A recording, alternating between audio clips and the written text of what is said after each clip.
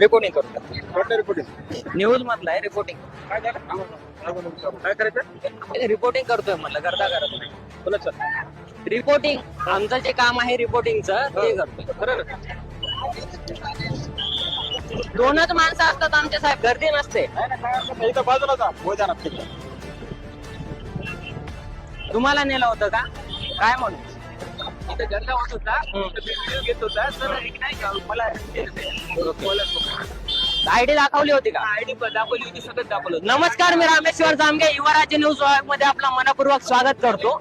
निवडणुकांचा निकाल चालू आहे. हा निकाल चालू असताना आम्ही जनतेपर्यंत हा निकाल लाईव्ह पोहोचवत असतो. आमच्या स्टुडिओ मधून या सगळ्या गोष्टी लाईव्ह होत असतात आणि पोलीस प्रशासन आहे, आमच्या गळ्यामध्ये पत्रकाराच्या आयडी आहेत.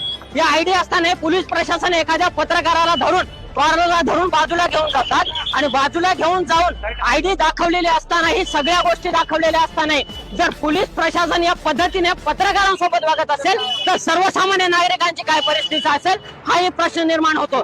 एखाद्या पत्रकाराला जर या पद्धतीत तुम्ही करताय तर सर्वसामान्य नागरिकांवर तुमची दादागिरी कशी असेल हेही आम्हाला दिसतात. जर आमच्या पत्रकार तुम्ही आयडी दाखवू नये, गळ्यामध्ये प्रेसची आयडी असू नये, पत्रकार हे दाखवलेलं असताना जर पोलीसवाले कॉलरला घेऊन जात त्या पत्रकाराला घेऊन जात असतील तर पत्रकार हा लोकशाहीचा चौथा स्तंभ आहे. त्या पत्रकाराची नेमकी काय किंमत राहिली हा एक प्रश्न निर्माण होतो. इथे असलेल्या गार्डिंगला असणाऱ्या पोलीस प्रशासनाने पत्रकाराला कॉलरला धरून बाजूला घेऊन गेले. आयडी दाखवून सुद्धा त्यांनी या पत्रकाराने केलं नाही. मग आम्ही आमचं काम करायचं नाही का? आम्ही जी चोख माहिती तिथपर्यंत पोहोचवतो ती चोख माहिती तिथपर्यंत पोहोचवायची नाही काय हा एक प्रश्न निर्माण होतो. कोणते साहेब होते पकडून नेलेले? कोण चष्मेवाले? कोणते? तुम्ही होते तुमची तिथं ठिकाणा चालू होता हा तर आहे की नाही बोला.